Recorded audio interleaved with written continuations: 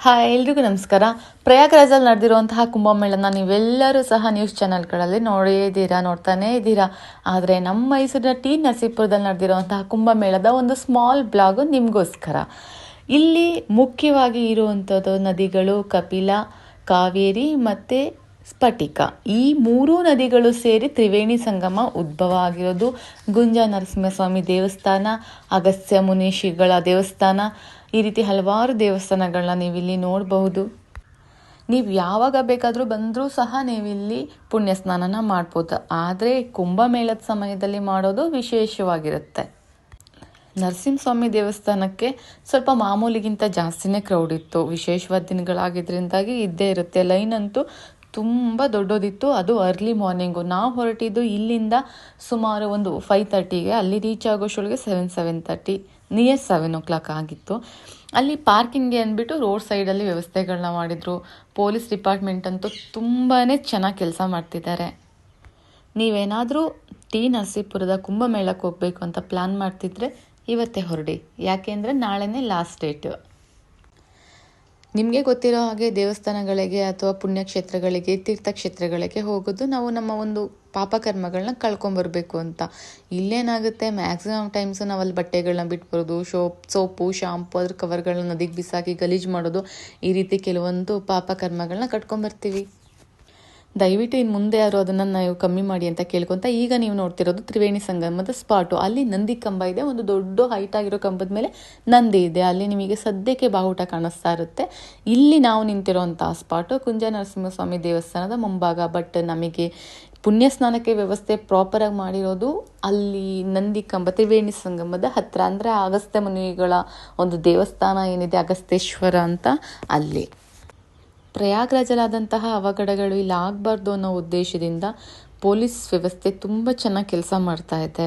ಜೊತೆಗೆ ನೋಡಿ, ನಾನು ಹೇಳಿದ್ದು ತ್ರಿವೇಣಿ ಸಂಗಮ, ಇವಾಗ ನೋಡ್ತಿರೋಂತಹ ಸ್ಪಾಟ್. ಅಲ್ಲಿ ನಿಮಗೆ ಆರೆಂಜ್ ಕಲರ್ದೊಂದು ಬಾಹುಟ ಕಾಣಿಸ್ತಾ ಇರುತ್ತೆ.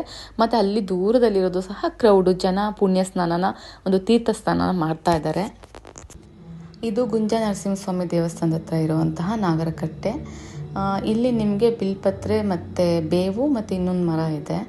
ಇಲ್ಲಿ ಸಾಮಾನ್ಯವಾಗಿ ಬೇರೆದು ಯಾವುದು ನೀವು ಸುತ್ತೋಡ್ದಿಲ್ಲ ಅಂದರೂ ಇಲ್ಲಿ ಜನ ಜಾಸ್ತಿನೇ ರೌಂಡ್ ಆಗ್ತಾನೆ ಇರ್ತಾರೆ.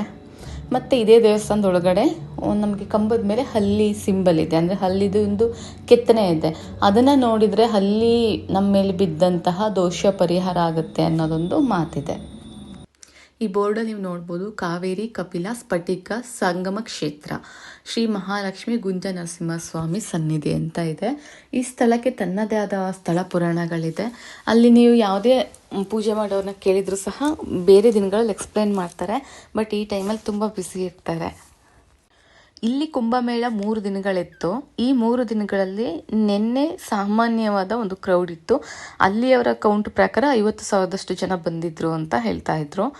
ಈ ದಿನ ನಾವು ಹೋಗಿದ್ದು ಅರ್ಲಿ ಮಾರ್ನಿಂಗೇ ತುಂಬಾ ಜನ ಇದ್ರು. ಸುತ್ತಮುತ್ತ ಊರವ್ರು ಇರ್ಬೋದು, ಆ ಡಿಸ್ಟಿಕ್ಸ್ ಎಲ್ಲರೂ ಮೀನ್ಸ್ ಅಲ್ಲಿಯವ್ರು ಜಾಸ್ತಿ ಇದ್ದರು. ಮತ್ತು ಬೆಂಗಳೂರಿಂದನೂ ತುಂಬ ಜನ ಬಂದಿದ್ರು. ಅಲ್ಲಿಂದ ಏನು ಜನಗಳಿದ್ದಾರೆ, ಕ್ರೌಡು ಇನ್ನೂ ಜಾಸ್ತಿನೇ ಆಗ್ತಾ ಇತ್ತು. ಅಲ್ಲಿ ಸಾಮಾನ್ಯವಾಗಿ ನಾನು ನೋಡ್ತಾ ಇದ್ದಿದ್ದನ್ನು ಕೆಲವೊಂದು ಫನ್ನಿ ಇರೋದನ್ನ ಎಕ್ಸ್ಪ್ಲೈನ್ ಮಾಡ್ತೇನೆ, ಆಯಿತಾ. ಸ್ನಾನ ಮಾಡಿ ಆದಮೇಲೆ ಮೆಟ್ಲು ಮೇಲಿರೋನ ಅಲ್ಲಿ ಪೊಲೀಸ್ ಲೈವ್ ಥರ, ಈಗ ಎಕ್ಸಾಂಪಲ್ಲು ಕ್ರಿಕೆಟ್ ಲೈವ್ಗಳು ಹೇಗೆ ನಡೆಯುತ್ತೆ ಆ ರೀತಿ ಹೇಳೋರು. ಮಹಿಳೆಯರಿಗೆ ಸ್ನಾನಗೃಹಗಳಿದೆ, ಅಲ್ಲಿ ಹೋಗಿ ಬಟ್ಟೆ ಚೇಂಜ್ ಮಾಡಿ, ಮತ್ತು ಅಲ್ಲಿ ನಿಂತಿರೋ ಅಣ್ಣ ಈ ಕಡೆ ಬರೋಣ, ಮತ್ತು ನೀವು ಫೇರ್ ಆ್ಯಂಡ್ ಲವ್ಲಿ ಆಮೇಲೆ ಹಾಕ್ಕೊಳ್ಳಿ, ಮತ್ತು ಪೌಡರ್ ಎಲ್ಲ ಹಾಕ್ತಾಯಿದ್ರು. ಅದನ್ನೆಲ್ಲ ತುಂಬ ತಮಾಷೆಯಾಗಿ ಮತ್ತು ಬೇರೆಯವರಿಗೆ ತೊಂದರೆ ಆಗಬಾರ್ದು ಅನ್ನೋ ಉದ್ದೇಶಕ್ಕೆ ಅವರು ಅಲ್ಲಿ ಮೈಕಲ್ಲಿ ಅನೌನ್ಸ್ ಮಾಡ್ತಾಯಿದ್ರು. ಸಾಮಾನ್ಯವಾಗಿ ಮೈಸೂರು ಭಾಗದಲ್ಲಿ ಮಠಗಳು ಜಾಸ್ತಿ ಇದೆ. ಹಲವಾರು ಮಠಗಳಿಂದ ಕೆಲವೊಂದು ಸಾಂಸ್ಕೃತಿಕ ಕಾರ್ಯಕ್ರಮಗಳು, ಊಟದ ವ್ಯವಸ್ಥೆ, ಮತ್ತು ಬ್ರಹ್ಮಕುಮಾರಿ ಸಮಾಜದವರು ಕೆಲವೊಂದು ಇನ್ನೊಂದು ಅವ್ರ ಕಡೆಯಿಂದನೇ ಜ್ಯೋತಿರ್ಲಿಂಗಗಳ ಒಂದು ಮಾಡೆಲ್ನ ಮಾಡಿದ್ದಾರೆ ಅಲ್ಲಿ. ಅಂದರೆ ಎಲ್ಲ ಜ್ಯೋತಿರ್ಲಿಂಗಗಳ ಬಗ್ಗೆ ಎಕ್ಸ್ಪ್ಲೈನ್ ಮಾಡಿರೋದು ಪಕ್ಕದಲ್ಲಿ, ಮತ್ತು ಜ್ಯೋತಿರ್ಲಿಂಗ ಥರನೇ ಅಲ್ಲಿ ಏನು ಒರಿಜಿನಲ್ ಇದೆ ಅದೇ ಥರನೇ ಮಾಡಿದ್ದಾರೆ. ಅದನ್ನು ನಾನು ಇದೇ ವಿಡಿಯೋದಲ್ಲಿ ಮುಂದೆ ನಿಮಗೆ ಬರುತ್ತೆ. ಈಗ ನೀವು ನೋಡ್ತಿರೋ ದೂರದಲ್ಲಿ ಕಾಣಿಸ್ತಿರೋ ಗುಂಪು ಅಲ್ಲಿ ಸ್ನಾನಕ್ಕೆ ಅಂತ ಇಳಿದಿರೋರ ಒಂದು ಕ್ರೌಡು.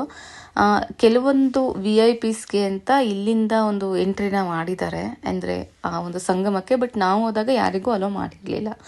ನೀವು ಇವಾಗ ನೋಡ್ತಾ ಇರೋದು ನಾನೊಂದು ಮಾಡೆಲ್ನ ರೆಡಿ ಮಾಡಿದ್ದಾರೆ ಅಂತ ಹೇಳ್ದೆ ಅಲ್ಲ, ಒಂದು ಬ್ರಹ್ಮಕುಮಾರಿ ಸಮಾಜದವರು ಅನಿಸುತ್ತೆ. ಅವರು ಜ್ಯೋತಿರ್ಲಿಂಗಗಳ ಬಗ್ಗೆ ಆ ಕ್ಷೇತ್ರಗಳ ಬಗ್ಗೆ ಡೀಟೇಲ್ಡಾಗಿ ಇಲ್ಲಿ ಬರೆದಿದ್ದಾರೆ ಸಹ. ನಾವು ಒರಿಜಿನಲ್ ಜ್ಯೋತಿರ್ಲಿಂಗನ ಹೋಗಿ ದರ್ಶನ ಮಾಡಿದರೆ ಹೇಗಿದೆ ಅದನ್ನೇ ಅಲ್ಲಿ ಸೇಮ್ ಅದೇ ಥರನೇ ನಿಮಗೆ ನೋಡ್ಲಿಕ್ಕೆ ಸಿಗುತ್ತೆ. ಇದು ನಾವು ಆ್ಯಕ್ಚುಲಿ ಜ್ಯೋತಿರ್ಲಿಂಗಗಳ ದರ್ಶನ ಮಾಡಬೇಕು ಅಂತ ಇದ್ವಿ. ಹಾಗಾಗಿ ಮೊದಲನೇದಾಗಿ ನಾವು ರಾಮೇಶ್ವರ ದರ್ಶನ ಬಂದಿದ್ವಿ. ತಮಿಳ್ನಾಡಲ್ಲಿರುವಂತಹ ರಾಮೇಶ್ವರಂಗೆ ಹೋಗಿದ್ವಿ. ಆ ವಿಡಿಯೋ ಸಹ ನನ್ನ ಒಂದು ಯೂಟ್ಯೂಬ್ ಚಾನಲಲ್ಲಿ ಅವೈಲೇಬಲ್ ಇದೆ, ನೀವು ಚೆಕ್ ಮಾಡಬಹುದು. ನಂತರ ನಾವು ಶ್ರೀಶೈಲಂ ಹೋಗಬೇಕಂತ ಅಂದ್ಕೊಂಡಿದ್ವಿ. ಅದನ್ನು ಸಹ ನಾನು ಸಂಪೂರ್ಣ ವಿಡಿಯೋ ಮಾಡಿ ಹಾಕ್ತೇನೆ. ಜೊತೆಗೆ ಪ್ರಯಾಗ್ರಾಜ್ ಹೋಗಬೇಕು ಅನ್ನೋ ಒಂದು ಪ್ಲ್ಯಾನಲ್ಲಿದ್ದೀವಿ. ಕೆಲವೊಂದು ಟಿಕೆಟ್ಗಳ ಕನ್ಫರ್ಮೇಷನ್ಗೋಸ್ಕರ ವೇಟಿಂಗಲ್ಲಿದ್ದೀವಿ ಅಷ್ಟೇ. ನಾನು ಯಾವುದೇ ಕ್ಷೇತ್ರಕ್ಕೆ ಹೋದರೂ ಆ ಕ್ಷೇತ್ರದ ದರ್ಶನ ಮಾಡಲಿಕ್ಕೆ ಆಗದೆ ಇರೋರಿಗೆ ಅಥವಾ ಆ ಕ್ಷೇತ್ರಕ್ಕೆ ಹೋಗೋಕ್ಕಾಗದೇ ಇರೋರಿಗೆ ಅಲ್ಲಿ ಏನಾಗ್ತಿದೆ ಏನಿದೆ ಅನ್ನೋದನ್ನು ತೋರಿಸೋ ಒಂದು ನನ್ನ ಕ್ಯಾಮ್ರಾ ಕಣ್ಣಿಗೆ ಏನೇನು ಬೀಳುತ್ತೆ ಆ ಪ್ರಯತ್ನನ ಮಾಡಿರ್ತೀನಿ. ಕೆಲವೊಂದು ಅತಿರೇಕದ ವಿಡಿಯೋಗಳನ್ನ ನಾನು ಮಾಡಿರಲ್ಲ, ತುಂಬಾ ಒಂದು ಕಂಫರ್ಟಾಗಿ ನೋಡುವಂಥದ್ದಷ್ಟೇ ಮಾಡಿರ್ತೇನೆ. ಇದರ ನಂತರ ನಾನು ಪ್ರಯಾಗ್ರಾಜ್ ಹೋದರೆ ಅಲ್ಲೂ ಸಹ ವಿಡಿಯೋಗಳನ್ನ ಮಾಡೋಣ ಅಂತ ಅಂದ್ಕೊಂಡಿದ್ದೀನಿ.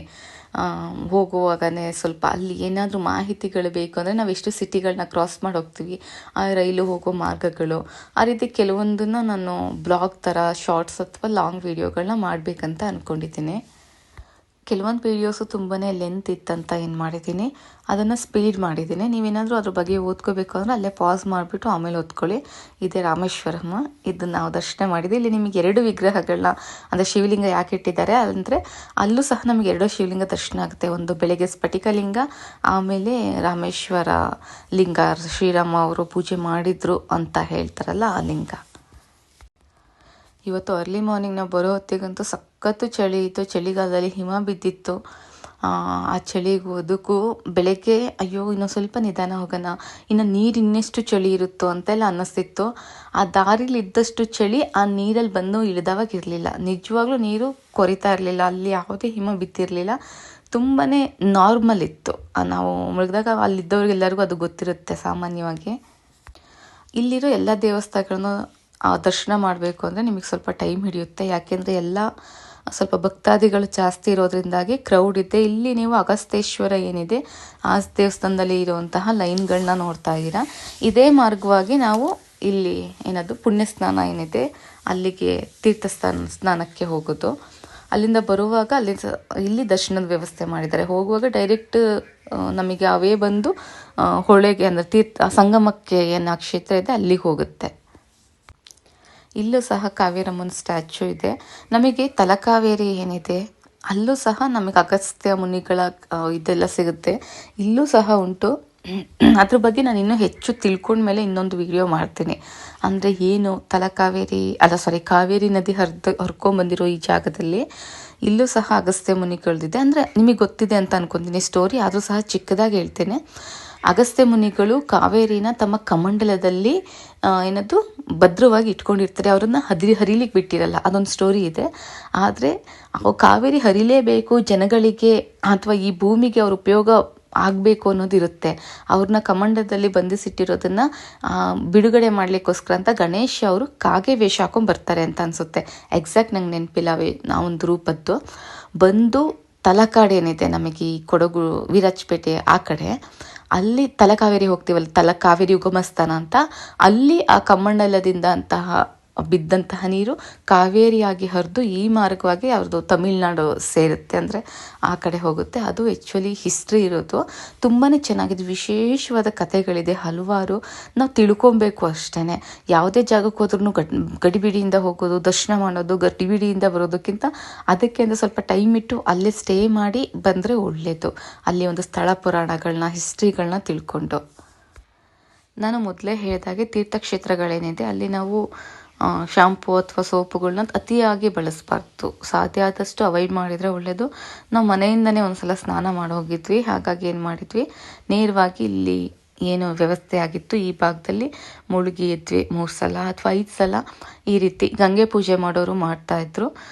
ಅಲ್ಲಿ ಕೆಲವೊಂದು ಸಲ ಪೊಲೀಸ್ನವರು ರಿಕ್ವೆಸ್ಟ್ ಮಾಡ್ತಿದ್ರು ಅಲ್ಲಿ ಬೇರೆಯವರಿಗೆ ಅಂದರೆ ಡಿಸ್ಟರ್ಬ್ ಆಗದಿರೋ ಥರ ಮಾಡಿ, ಅಥವಾ ಪೂಜೆನ ಬೇರೆ ಈ ಕಡೆ ಸೈಡಲ್ಲಿ ವ್ಯವಸ್ಥೆ ಇದೆ ಆ ಕಡೆ ಮಾಡಿ ಅಂತ. ಕೆಲವೊಬ್ಬರು ದೀಪಗಳನ್ನು ಸಹ ನೀರಲ್ಲಿ ಬಿಡ್ತಾಯಿದ್ರು. ಅಂದರೆ ಮತ್ತು ಇವತ್ತು ಸಂಜೆ ದೀಪಾರತಿ ಇದೆ ಅಂತ ಹೇಳಿ, ಭೀಮಾರತಿ ಅಂತ ಹೇಳ್ತಾರಲ್ಲ, ಹೊಳೆಗೆ ಆರತಿ ಹೇಗೆ ಗಂಗೆಗೆ ಮಾಡ್ತಾರೆ ಪೂಜೆನ, ಅದೇ ಥರ ಇವತ್ತು ಈ ದಿನ ಅಂದರೆ ಇವತ್ತು 2ನೇ ದಿನ ಇದೆ ಅಂತ ಹೇಳ್ಬಿಟ್ಟು ಅಲ್ಲಿ ಅನೌನ್ಸ್ಮೆಂಟ್ ಸಹ ನಡೀತಾ ಇತ್ತು.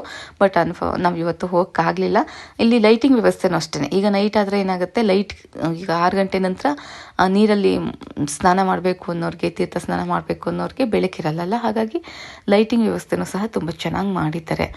ಆ ಸರೌಂಡಿಂಗ್ ಬಿಟ್ಟು ಬೇರೆ ಕಡೆ ತೀರ್ಥ ಸ್ನಾನ ಮಾಡುವ ವ್ಯವಸ್ಥೆ ಇಲ್ಲ. ಅದೊಂದು ಕೇರ್ ಮಾಡ್ತಾ ಇದ್ದಾರೆ ಅಲ್ಲಿ. ತುಂಬ ಅಂದರೆ ತುಂಬ ರೋಡಿಂದ ಹಿಡಿದು ಅಲ್ಲಿ ಸ್ನಾನ ಮಾಡೋ ಜಾಗದಲ್ಲೂ ಅಷ್ಟೇ, ದೇವಸ್ಥಾನದಲ್ಲೂ ಅಷ್ಟೇ, ಪ್ರತಿ ರಸ್ತೆನಲ್ಲೂ ಸಹ ನಮ್ಮ ಪೊಲೀಸ್ ಡಿಪಾರ್ಟ್ಮೆಂಟ್ ಅವರು ಇದ್ದಾರೆ. ಆ್ಯಕ್ಚುಲಿ ನಾವು ಈ ವಿಡಿಯೋನ ಆದಷ್ಟು ಬೇಗ ಅಪ್ಲೋಡ್ ಮಾಡಬೇಕು ಅಂತ ಅಂದ್ಕೊಂಡ್ವಿ. ಹಾಗಾಗಿ ಶಾರ್ಟ್ ಮಾಡಿ ಅಪ್ಲೋಡ್ ಮಾಡಿದ್ದೀವಿ ಇನ್ಸ್ಟಾಗ್ರಾಮಲ್ಲಿ. ಯಾಕೆಂದ್ರೆ ನಾಳೆ ಹೋಗೋರ್ಗೆ ಅದು ಯೂಸ್ ಆಗಬೇಕಲ್ಲ. ಪಾರ್ಕಿಂಗ್ ವ್ಯವಸ್ಥೆ ತುಂಬ ವೆಹಿಕಲ್ ಒಳಗಡೆ ಬಿಡಲ್ಲ.